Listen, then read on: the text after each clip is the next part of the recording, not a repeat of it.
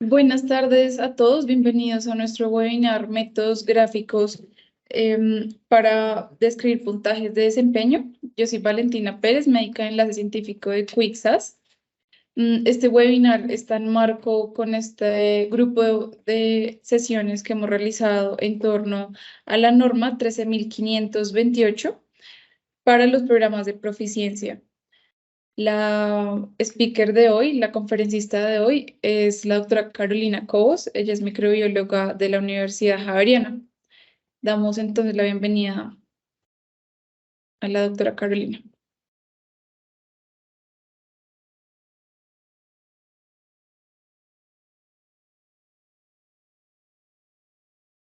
Buenas tardes para todos. Muchas gracias por participar en nuestra serie de webinars programados sobre la ISO 13528.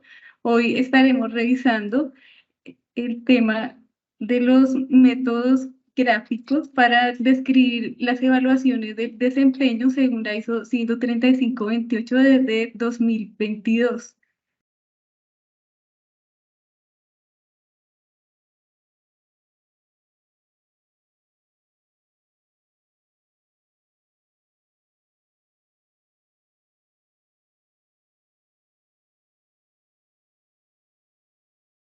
Como todos sabemos, la ISO 13528 de 2022 está ligada a la ISO 17043, ya que la ISO 17043 es la que nos presenta todos los requisitos para los programas de proeficiencia, y la ISO 13528 nos presenta los métodos estadísticos para el diseño de los programas de ensayo de aptitud. Como todas las demás ISO, la ISO 13528 tiene unos numerales iniciales que corresponden al alcance de las referencias normativas, los términos y definiciones y los principios generales. A partir del numeral quinto nos presenta todo el desarrollo estadístico para el diseño de los programas de ensayo de aptitud.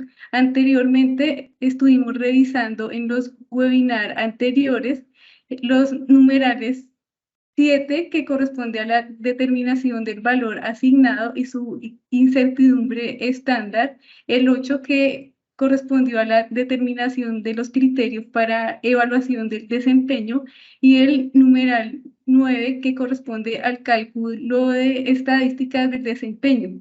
Y hoy estaremos revisando el numeral 10, que corresponde a los métodos gráficos para describir los programas de proeficiencia. Este numeral 10 se desarrolla en 8 numerales. El primero corresponde a la aplicación de los métodos gráficos, y del numeral 10.2 al 10.8 podemos ver los 7 métodos gráficos que nos propone la norma para describir los puntajes de evaluación del desempeño. Primero quise traerles una lista con los símbolos utilizados en este numeral, ya que esto nos permite comprender mejor la norma y las variables que se utilizan para calcular tanto los estadísticos como para elaborar nuestras gráficas. Entonces, en primer lugar tenemos la D, que corresponde a la diferencia de los participantes a partir del valor asignado; D%, que corresponde a la diferencia de los participantes a partir del valor asignado, que puede expresarse como un porcentaje del XPT, que recordemos que es el valor asignado; delta E, que corresponde al criterio del error máximo permisible para las diferencias; delta E', que es el criterio de error máximo permisible para las diferencias expandido; el, el indicador del error estandarizado, que es el que nos incluye la incertidumbre para el resultado del participante, y el valor asignado; P, que corresponde a la cantidad de participantes que participan en una ronda en un programa de ensayo de aptitud; P sub A, que es la proporción del error permitido; que lo calculamos como D sobre delta E y puede expresarse como un porcentaje. El X sub I que corresponde a los resultados de la medición del participante I. También tenemos el X sub I que, como lo mencioné, son los resultados de la medición del participante I. El X sub PT, que es el valor asignado, el X ref, que corresponde al valor de referencia para un propósito establecido. El puntaje Z, que corresponde al puntaje que se usa para evaluar la aptitud. El puntaje Z', que es un puntaje Z, pero también pues incluye la incertidumbre del valor asignado. Y el puntaje Z modificado, que incluye la incertidumbre tanto del participante como del valor asignado. Entonces, esta norma 135.528 nos propone 7 métodos para graficar las evaluaciones del desempeño. Entonces, inicialmente tenemos el 10.2, que corresponde a los histogramas de resultados o de indicadores del desempeño. Tenemos el 10.3, que son las gráficas de densidad de kernel. En el 10.4 vemos las gráficas de barras de indicadores de desempeño normalizado. En el 10.5 las gráficas de Jouden. En el 10.6 las gráficas de desviaciones estándar de repetibilidad. En el 10.7 las muestras divididas. Y en el 10.8 los métodos gráficos para combinar indicadores del desempeño en varias rondas del programa de ensayos de aptitud. Entonces, para iniciar con los histogramas de resultados o de indicadores de desempeño, esta es una de las herramientas estadísticas más comúnmente utilizadas. Principalmente se usa en 2 etapas. Cuando estamos haciendo un análisis preliminar para descartar o para comprobar si las hipótesis estadísticas son pues razonables. También podemos echar, pues con un golpe de vista podemos visualizar la densidad o la distribución de los datos y podemos detectar anomalías como las asimetrías, como distribuciones bimodales. Y para los ensayos de aptitud nos sirve para comparar cada participante con respecto a los demás. Entonces podemos utilizar ya sea los resultados directamente obtenidos por los participantes, como por ejemplo en este caso la bilirrubina directa, podemos graficar directamente en el eje X, como vemos en este reporte.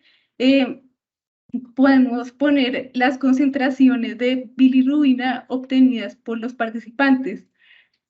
O también podemos colocar los indicadores de evaluación de desempeño como un puntaje Z, un puntaje P sub A, D o D%. Y esto puede permitirnos comparar a los participantes, ya sea por su grupo par, que como sabemos corresponde a los participantes que tienen nuestro mismo método, nuestro mismo instrumento y nuestro mismo reactivo. Y también podemos realizar las comparaciones por los participantes que realizan el mismo método. Y podemos entonces identificar, por ejemplo, en este informe, podemos ver que la mayoría de los datos o todos los datos se identifican de color verde y los participantes que tomaron el mismo método de medición están en color negro.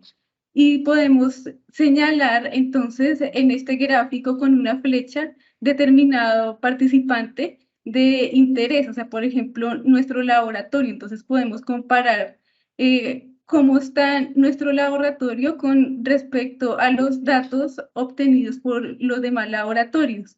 De igual manera podemos graficar, como vemos acá, los coeficientes de variación tanto de todos los participantes como de los que usaron nuestro mismo método y ver cómo se está comportando. En este caso vemos que la mayoría tuvieron CVs menores de 10.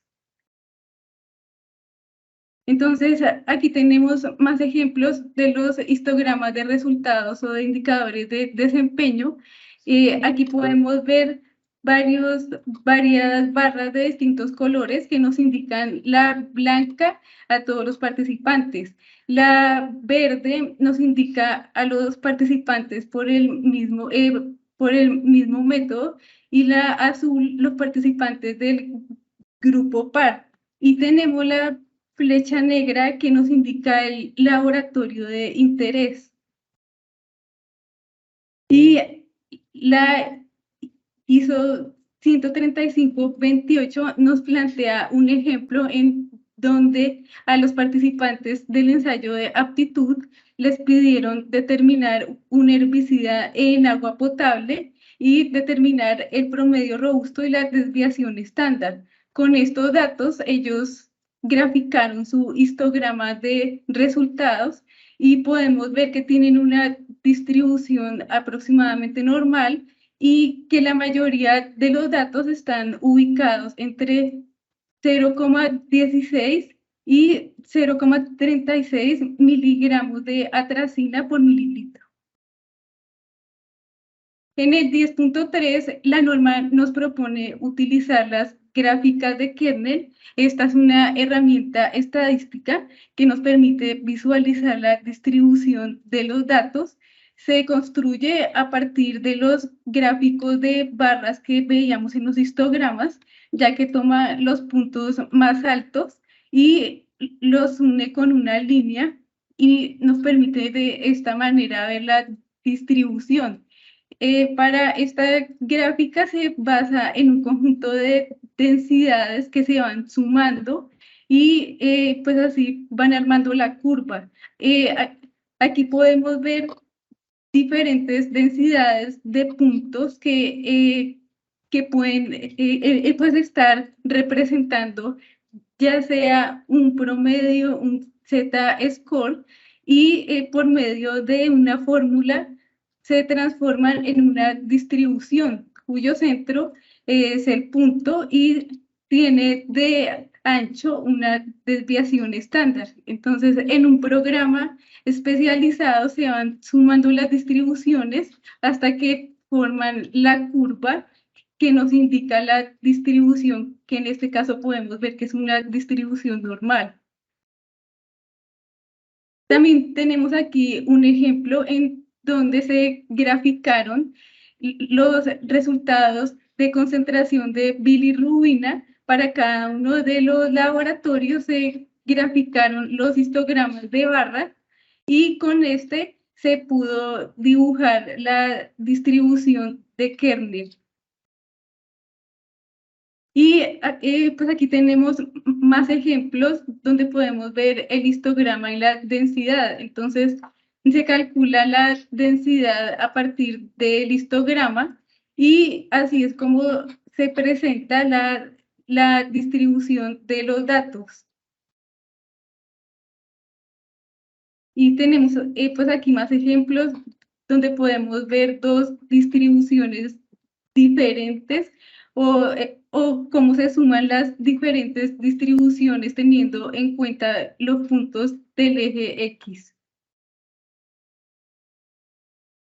Y tenemos un ejemplo que nos presenta la ISO 13528, en donde en un programa de proeficiencia se les pidió a los 24 participantes determinar la concentración de mercurio en alimentos para animales. Entonces, cada laboratorio determinó su valor, su incertidumbre expandida, su factor K y su incertidumbre estándar, y con estos datos se construyó la gráfica de densidad de kernel. En este caso podemos ver que tiene una distribución bimodal. Sin embargo, esto no quiere decir que la evaluación de desempeño se vea pues afectada, sino que tal vez puede mostrar la diferenciación entre dos métodos para determinar la concentración de mercurio en alimentos para animales. En el 10.4, la norma nos propone el uso de gráficas de indicadores de desempeño normalizados. Esta nos permite comparar varios ítems o características similares y ver si hay alguna relación con los puntajes de cada participante. Entonces, para construirlas, se toman los datos de los indicadores de desempeño, ya sean puntajes Z, ya sean de diferencias porcentuales o P sub A, y se construye la gráfica como la que vemos en este ejemplo, en donde en el eje Y podemos ver los puntajes Z obtenidos por los participantes, que en este caso debían determinar la concentración de tres anticuerpos eh, relacionados con tres alérgenos.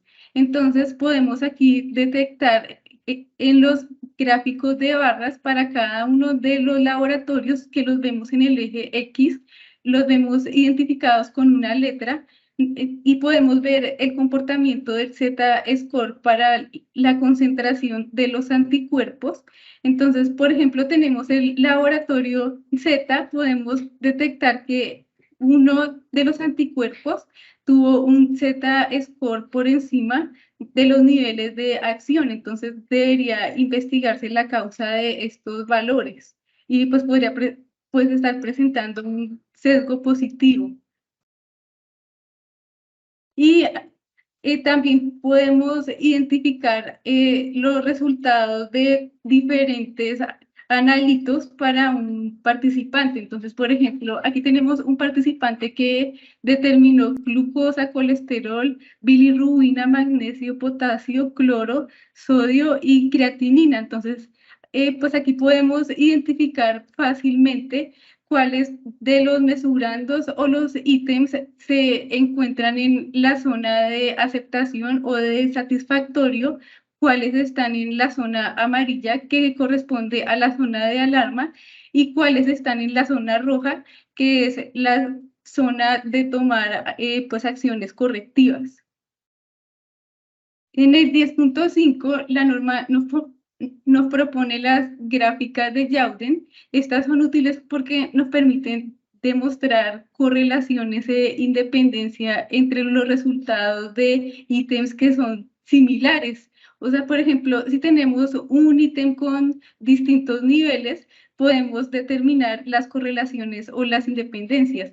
Entonces, esta gráfica se construye trazando dos ejes. En el eje Y colocamos los puntajes Z para uno de los ítems y en el eje X colocamos los puntajes Z para el otro ítem y dibujamos una cuadrícula que nos divide el plano cartesiano en 4 secciones y dependiendo de la sección en donde caigan los resultados, pueden presentar un sesgo positivo, sesgo negativo o problemas de repetibilidad.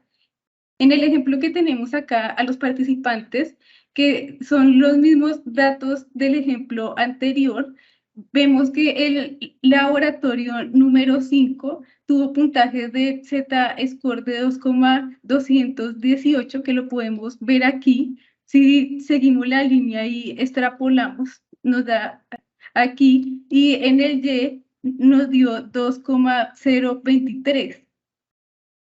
Lo mismo podemos ver para el laboratorio 23, donde también se tuvieron puntajes Z-score en los niveles de alarma. Entonces, lo que buscamos en estos gráficos es identificar puntos que estén alejados de donde está la mayoría de los datos, o también podemos ver las distribuciones de los datos para ver si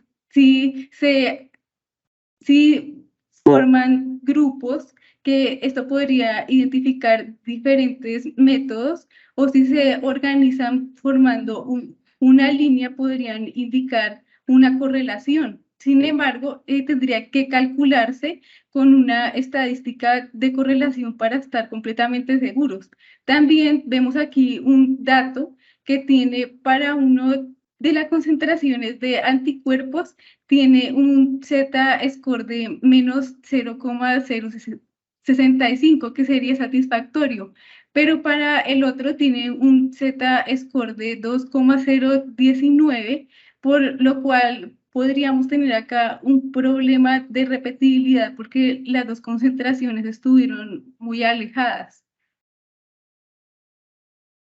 En el 10.6 la gráfica nos propone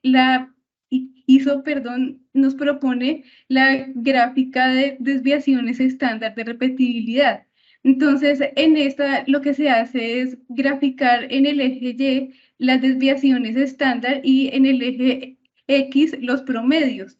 Este método más que todo se usa para evaluar los ensayos que se hacen con varias repeticiones, cuando un participante hace varias repeticiones de un ensayo, de un análisis. Entonces, para ese laboratorio sirve esta gráfica porque nos permite identificar cuando hay promedios inusuales o desviaciones estándar inusuales que podrían representarnos problemas de repetibilidad. Entonces, aquí tenemos un ejemplo donde el participante o los participantes, perdón, determinaron las concentraciones de determinados anticuerpos y reportaron sus promedios de la concentración junto con las desviaciones estándar.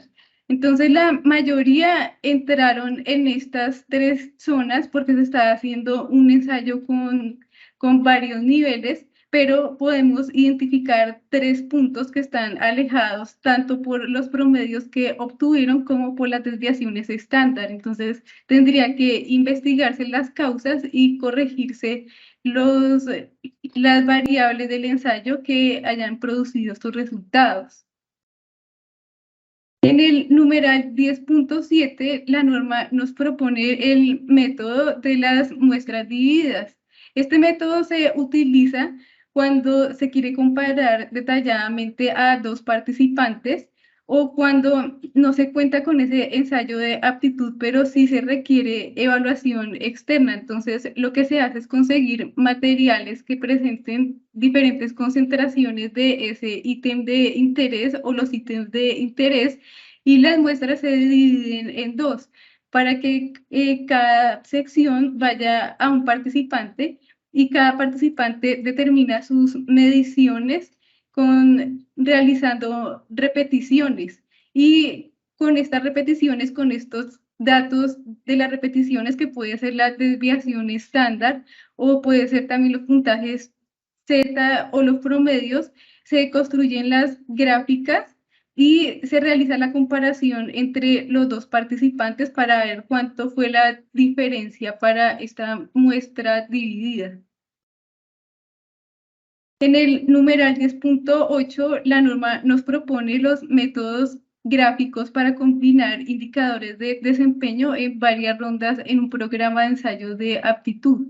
Entonces, cuando un proveedor de los ensayos de aptitud ha realizado varias rondas y en cada ronda ha determinado varios indicadores del desempeño, que por ejemplo pueden ser puntajes Z-score, pueden ser diferencias porcentuales o puntajes P sub A, eso depende del diseño de cada proveedor. Debería elaborar las gráficas en donde se presentaran los resultados a lo largo del tiempo de las rondas. Entonces, pues la norma sugiere que podrían construirse gráficos como por ejemplo las gráficas de control de Shewhart, que normalmente en esta se grafica el promedio de los resultados junto con una línea que nos indica el límite de alarma y una línea que nos indica el límite de acción, y se ubicarán los puntos en cada sección de estas tres y nos permitirá identificar los posibles problemas que causan estos valores que están por fuera de los límites de aceptabilidad. Entonces, aquí tenemos un ejemplo en donde a los participantes se les pidió determinar potasio sérico se corrieron 5 rondas y se determinaron 3 ítems en el ensayo de aptitud y se les pidió registrar los resultados. Entonces, aquí podemos ver también los valores asignados y los correspondientes puntajes P sub A. Y se determinaron los promedios de estos puntajes. Entonces, podemos ver aquí una gráfica en donde colocamos cada ronda que indicador P sub A obtuvo. Entonces, por ejemplo, en la ronda 1 para el ítem A, el P sub A fue de 75, que lo podemos ver aquí graficado.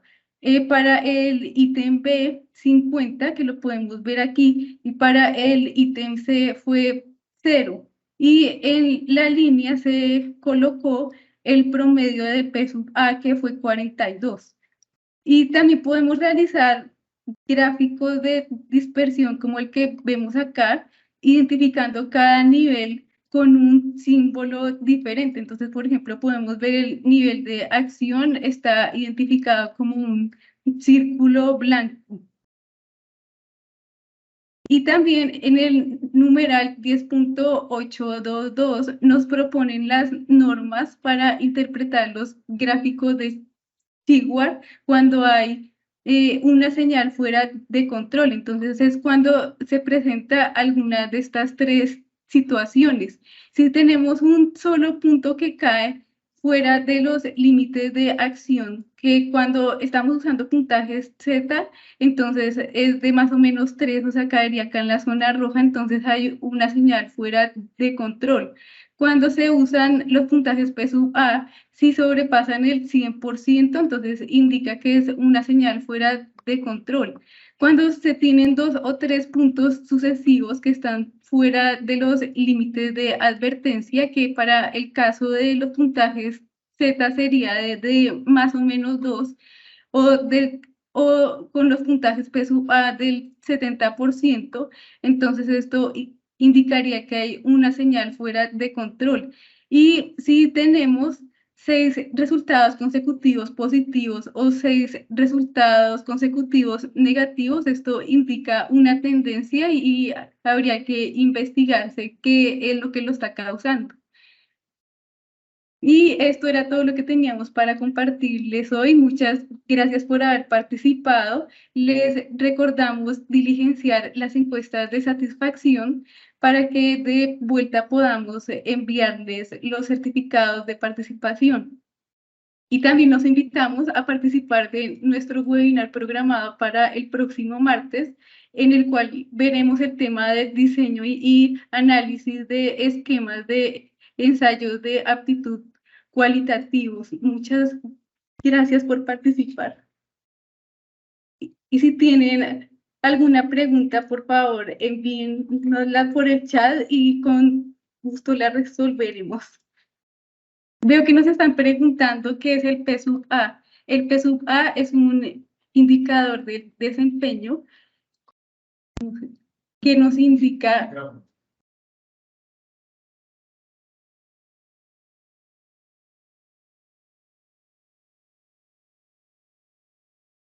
y como les decía, perdón que tuvimos un inconveniente de sonido, el P sub A es un indicador del desempeño que se calcula con la diferencia, que como sabemos es el valor obtenido por el laboratorio menos el valor de referencia o el XPT sobre la desviación estándar y, perdón, sobre el delta E, que es el error máximo permitido por 100.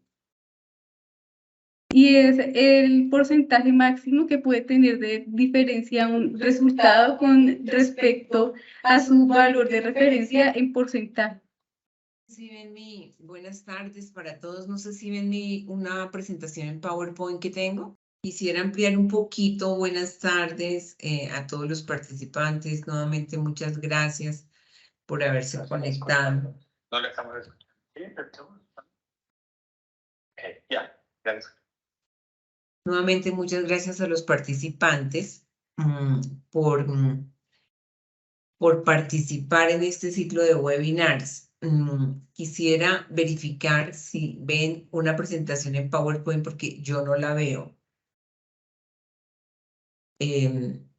Por favor, ¿me confirmas si la vemos? Sí, Jorge señora, Montezuma. sí, Ok. sí la estamos visualizando. Entonces, el P sub A es una proporción del error. Como veíamos en un webinar pasado, la diferencia que hay entre el valor asignado y el valor que reporta mi laboratorio, pues nos va a dar un valor. Entonces yo voy a decir, por ejemplo, 5. Vamos a decir que yo reporté 10 y que el valor asignado era 11. Entonces, esa D es la diferencia que hay, esa D es la diferencia que hay entre el valor asignado, o sea, que podríamos llamarlo en este caso el XPT, como se llama en la norma, y vamos a decir que el valor reportado por mi laboratorio es 11. Entonces, el D es la diferencia. La diferencia en este caso, esa D de diferencia sería 1. Esa diferencia sería, mi valor es -1. -1 es el valor que, la diferencia que hay entre el resultado que yo reporté, perdón, no -1, sino +1. Yo reporté 11 y el valor asignado era 10. Entonces hay una unidad de diferencia. Entonces el P sub A va a ser ese 1, ese P sub A va a ser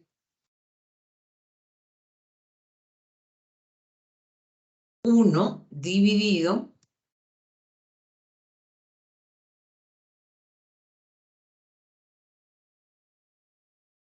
en el sigma sub E, y este sigma sub E es como el error máximo permisible.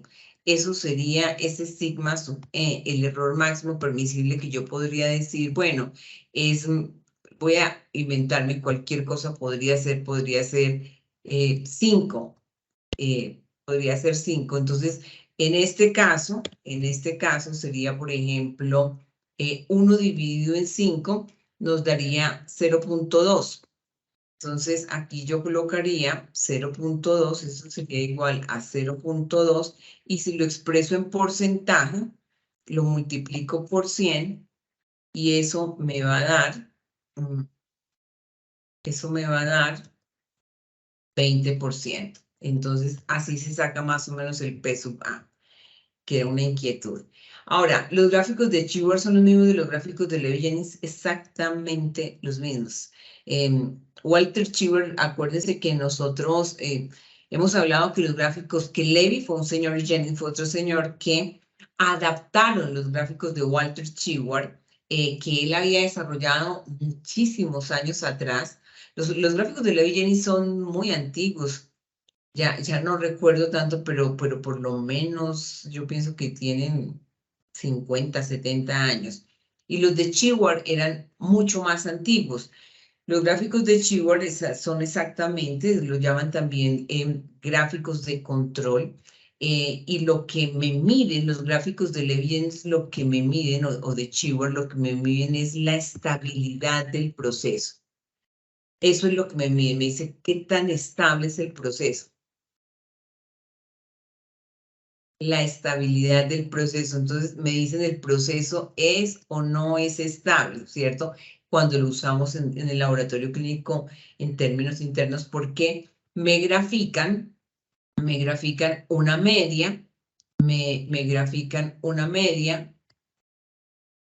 un valor de la media con más o menos 3 desviaciones estándar, y me va mostrando y me va recalculando siempre cuál es ese valor de la media, con mis más o menos 3 mi media, y hacia arriba más o menos 3, y hacia abajo más o menos 3 desviaciones estándar, y me va colocando mis puntos arriba o abajo, y cada vez que hay un dato, pues me va recalculando la desviación estándar, ¿no?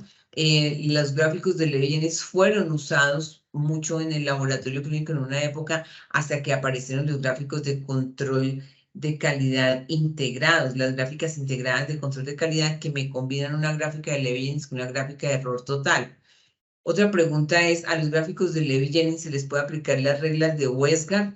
Sí, las reglas de Westgard, que también son muy antiguas, muchos laboratorios las siguen usando, pero también ya hay muchos laboratorios que no usan reglas de Westgard, porque las reglas de Westgard se usaban a nivel de control de calidad interno del laboratorio clínico hace muchos años cuando no existía el concepto de gráficas de error total. Hoy en día que existen las gráficas de error total y el concepto de gráficas integradas de control de calidad interno, pues realmente las gráficas de Westgard no son tan aplicables a nivel de control de calidad interno, pero pues claramente me muestran de pronto tendencias, pero además de tendencias no me pueden decir si el proceso está dentro de las especificaciones indicadas. Bueno, entonces quiero aprovechar la oportunidad acá para hacer un resumen de de esta serie de webinars que hemos tenido. Recordarles que esta serie de webinars es acerca de ISO 13528 en su tercera edición del 2022 y que lo que habla este estándar es de los métodos estadísticos que se usan en los programas de proficiencia por comparación interlaboratorios. Entonces, en el primer webinar vimos cómo recomienda ISO 13528 que se asigne el valor de comparación, que según ISO 13528 se conoce como X sub PT, que también es conocido como el valor aceptado como verdadero. Y veíamos que ISO 13528 nos da 5 opciones. También veíamos que la mayoría de los programas de proficiencia no usan estas 5 opciones. Algunos, la más usada es esta, ¿cierto? La forma en que más se asigna ese valor asignado XPT es el consenso de los resultados de los participantes. Hay otras formas, que hay algunos programas que usan algunas de estas formas, pero la forma más usada es esta, el consenso de los resultados de los participantes. Nos encantaría que ustedes nos contaran sus programas de proficiencia, los programas en que ustedes participan, en qué forma utilizan para asignar el valor asignado. ¿Cuál de estas 5 formas? En otro webinar veíamos cuáles son los criterios que recomienda ISO 13528 para evaluar el desempeño de los laboratorios participantes, es decir, para decir si es satisfactorio o no es satisfactorio el resultado. Uno de esos es la percepción por los expertos.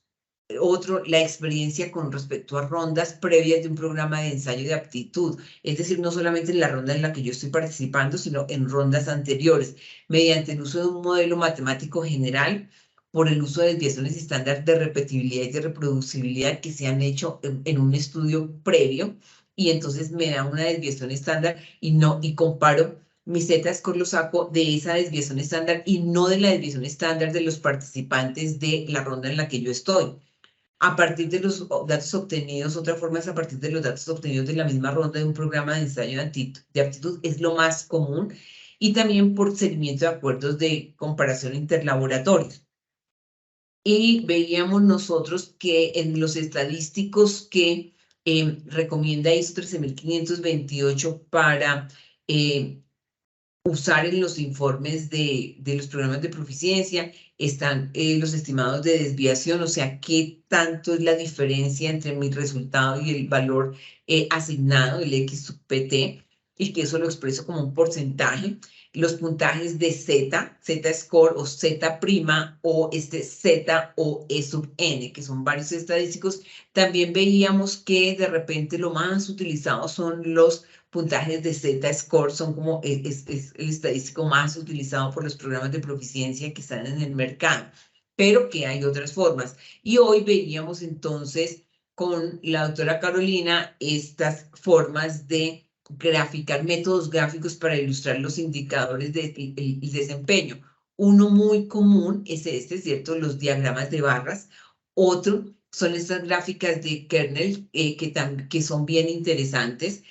Otros son estas gráficas de indicadores de desempeño normalizados, en donde yo grafico en términos de Z-score. Entonces, por ejemplo, en esta gráfica yo puedo de un golpe de vista ver en términos de Z-score, cómo fue el desempeño de todos los analistas con los que participé. Entonces veo acá, por ejemplo, uno con más de -3 Z-score que me indica que está aquí en la zona roja, este amarillito que está acá que me indica que está casi pegado aquí a la zona amarilla, en verde en general están los que están con el Z-score entre +2 a -2, esta zona como amarillita que es como de alarma y la zona roja que es ya considerado como insatisfactorio. Los gráficos de Joden-Plot, estos gráficos cuando yo tengo muestras divididas, no es tan común los esquemas de split sample. Split es dividir, en donde yo cojo una muestra y esa no es tan usual, pero también se aplica, ¿no? Y los split samples es cuando yo mando una muestra al campo, al laboratorio o al centro de procesamiento, y allá se usa mucho, por ejemplo, con esquemas rurales, con esquemas de rurales en donde se manda la muestra, la procesan y la muestra la devuelven exactamente, devuelven la misma muestra, y esa muestra se procesa en un laboratorio central y entonces se grafican en una gráfica. Se pueden ver tanto el resultado del laboratorio, el sitio de evaluado, como el resultado del laboratorio central, y también estas que son las gráficas de Z-score, como en una gráfica de Shewhart, o también llamada de Levy-Jennings, ¿no? Que me muestra si mi Z-score está dentro de más o menos 2, 3 o 4 desviaciones estándar. Esto es un resumen de lo que vimos hoy y de lo que vamos con esta serie de 4 webinars. La próxima semana terminamos esos webinars y bueno, y pues vamos a continuar con otra serie de 4 webinars acerca de ISO 15189. Estoy mirando a ver si tenemos más preguntas. Doctora, sí, tenemos una pregunta en el chat que dice, ¿qué recomienda usar como método gráfico ideal? Pues, doctor Freddy, yo después de ver esto, me quitaron la pantalla, pero voy a volver a esta. Miren, les quiero contar que nosotros tenemos un programa de control de calidad externo que se llama QAP. De hecho, no sé si Valentina nos puede mostrar algo de nuestro programa QAP. Nosotros como Quick trabajamos con 3 tipos de programas, bueno, realmente 4, de control de calidad externo. Entonces, va a variar un poco. Bueno, aquí me faltó uno que les voy a colocar acá. Y aquí me faltó uno que me parece muy interesante, pero no aplica para todos los casos. Entonces va a depender un poco del tipo de programa en el cual yo estoy participando. Voy a agregárselo acá, ¿cierto? Me faltó acá en este resumen, casi que no me cabe. Pero miren, definitivamente me gusta mucho. O sea, me parece que me gusta mucho el diagrama de barras porque es muy, me muestra de un golpe de vista, yo puedo ver cuál es cómo es la distribución de los participantes. La voy a poner aquí más solito, me puede mostrar aquí cómo es la distribución de los participantes. Entonces, ¿qué es la realidad? En los programas de control de calidad externo, pues miren, a algunos les da este valor, ¿cierto? A otros les da este valor acá, o sea, les dan diferentes valores. Entonces, yo puedo ver y puedo decir, usualmente en estos diagramas de barras, me dicen, mire, su resultado usted está acá, ¿no? Como en los gráficos de los centros comerciales. Usted está acá, o usted está acá, o usted está acá. Entonces, normalmente me van a mostrar en ese diagrama de barras lo que tenemos, en dónde estamos nosotros ubicados en esa distribución. Entonces, me gusta mucho. De hecho, yo les quiero contar que entre los programas de control de calidad externo que nosotros manejamos, uno es el del Colegio Americano de Patólogos, que usa estos diagramas de barras, sí usa estos diagramas de barras que son como horizontales, ECAS también lo utiliza y QAP, que es un programa nuestro, no utiliza diagramas de barras, pero después de esta revisión que hemos hecho, pues ya estamos hablando con el desarrollador para incluir estos gráficos de diagramas de barras en los reportes QAP. Este me encanta porque me puede decir, venga, en dónde estoy yo y me muestra cómo están los participantes. Como les mostraba la doctora Carolina, hay varios tipos de diagramas de barras. En este están integrando 3 distribuciones modales. Una distribución modal es una distribución estadística que se caracteriza por tener una media y una desviación estándar similar. Entonces, acá fíjense, voy a intentar acá como con un colorcito acá. Este blanco es una distribución modal. Esta blanquita que está acá, que vienen aquí, bueno, un poquito. Esta es una distribución modal. Vamos a ver otra verdecita. Ponerla aquí más. Esta verdecita es otra distribución modal. Esta es otra distribución modal. Y esta chiquita azul, que la voy a poner aquí como moradita, esta es otra distribución modal. Que tienen obviamente casi que tienen la misma media, pero diferentes desviaciones estándar. Entonces, en este tipo de gráfico están superponiendo las 3 distribuciones modales. Hay algunos programas como ECAS, por ejemplo, de Bio-Rad, que pone una distribución modal en un diagrama de barras, otra en otra, otra en otra. Entonces, a mí me gusta ¿cierto? Pienso que nosotros en nuestro programa de QAP lo vamos a implementar. Estos gráficos, Doctora, perdón, es que podemos ver la presentación, pero no estamos viendo lo que nos está señalando. Entonces, no sé si es que está en otra hoja o si está desactualizada, pues por la web, pero no sé. Ya, ahí ya. Sí. Bueno, estaba haciendo, ahí, bueno, ya lo perdí, pero ahí estaba mostrando esas distribuciones modales que están aquí en este caso integradas en un solo gráfico y les decía que en otros programas, hay programas que los pueden tener separados, pero que este diagrama de barras me parece muy interesante, yendo a la pregunta de cuál es el mejor, ¿no?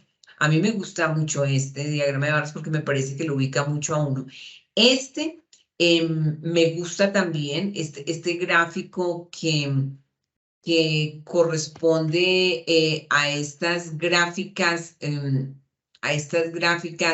de kernel. Son bien interesantes porque pues, son como formas más suaves. O sea, las gráficas de kernel se originan a partir de diagramas de barras, pero tienen los bordes más suavizados y se hace como una formulación matemática para suavizar los bordes y es como si yo le pusiera aquí como dibujara cuál es la tendencia, ¿cierto? Como cuál es la distribución tendencia de cada uno de estos.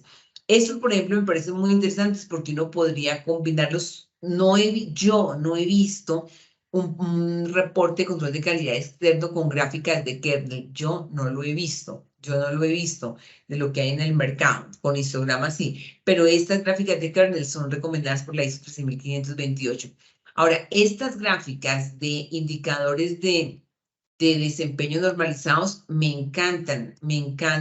Como les digo, nosotros no las estábamos usando, hasta este punto no las estamos usando. No sé si pueden ver esta, que estoy colocando ahí las gráficas de indicadores Sí, de señora, desempeño normalizados. están viendo. Estas, miren. Estas me encantan porque esto le permitiría al laboratorio ver de un golpe de vista cómo están todos los Z-score de sus diferentes pruebas. Esta nosotros en nuestro programa QAP no lo estamos usando y tampoco he visto ningún programa de proficiencia que los utilice, ni ECAS, ni el CAP, ni RICAS, ni ProAseca, no he visto que los utilicen. Pero ahora, después de hacer esta revisión, definitivamente los vamos a integrar a nuestro programa de control de calidad externo QAP. Me encanta porque entonces me muestra de un golpe de vista, me puede mostrar en un gráfico cómo está todos mis analitos. Entonces, estando, digamos, como que en verde, la idea es que en verde está está de -2 a +2, que es desempeño satisfactorio, de 2 a 3 o de -2 a -3, que es en alarma, y de mayor de 3 o menor de 3, que está insatisfactorio, entonces me lo puede mostrar de un golpe de vista. Entonces, pues hay diferentes. De Jodenplot no aplica para todos los programas, porque no todos los programas de proficiencia envían 2 muestras. La mayoría de los programas de proficiencia envían solamente una muestra. El Colegio Americano de Patólogos es uno de los que manda varias muestras, y en ese caso sí se podría hacer, porque para que se pueda usar este de Jodenplot, yo tengo que tener 2 muestras con 2 concentraciones diferentes. Pero si el programa me está enviando en cada reto 2 muestras, es muy interesante porque me permite ver el comportamiento de 2 niveles de concentración. Este me parece muy interesante. Ahora, este de sample splitting, pues se deriva de esto que yo les digo de split sample, que no es tan usual. Bueno, de repente, por ejemplo, la Secretaría de Salud en Bogotá utiliza algo así porque manda a los laboratorios las muestras. Eso es el concepto de muestra dividida. Ellos obtienen el valor, y adicional, entonces se lo mandan a los laboratorios a que el laboratorio haga la evaluación de la muestra y reporte los resultados. Esto sería en ese caso de este tipo de programas con la muestra dividida, es el concepto de split sample, pero no es tan usual, ¿cierto? No es un método tan usual. Digamos que es un método muy usado, por ejemplo, en las zonas rurales. En África yo leía que es muy utilizado este método porque mandan una muestra, una muestra, por ejemplo, en sangre seca, es usado mucho en ese tipo de muestras, a una zona rural, y entonces allá la testean, y una parte de la muestra la mandan al laboratorio central, o incluso también, normalmente es con muestras secas, no es tan fácil con sangre total o suero, porque esto implica de regresar la muestra a un laboratorio central, y entonces puede que haya otras variables como degradación de la muestra por el transporte, que pueda afectar el resultado. Pero es bien conservada la muestra, es un ejercicio interesante, porque en este caso, por ejemplo, si fuera absoluta correlación, me debería dar algo así como una línea así, ¿no? Como una línea así, en donde hubiese correlación perfecta entre los dos, que no es este el caso, ¿no? O sea, me debería dar los punticos negros del test y del training, o sea, como un sitio central y el otro sitio me deberían dar así. No es este el caso. Y bueno, este también me parece súper interesante, pero tampoco le aplica a todos, porque para poder hacer este método, este es súper interesante. Yo tendría que procesar más de una vez, la muestra, ¿no? Para poder tener una desviación estándar.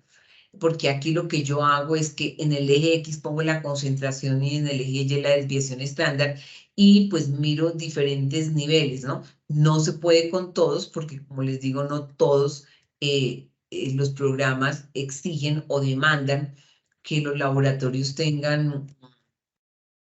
procesen la muestra varias veces, ¿no? Pero también es interesante. Y yo pienso que esta es de las más usadas, ¿no? Que me coloca el puntico de cada analito. Por ejemplo, este es un analito X, y entonces me va mostrando cuál fue en un gráfico de Chewar o de Levi-Jennings, cuál ha sido la tendencia de la misma muestra. Entonces, pues bueno, estamos dando por terminado este webinar.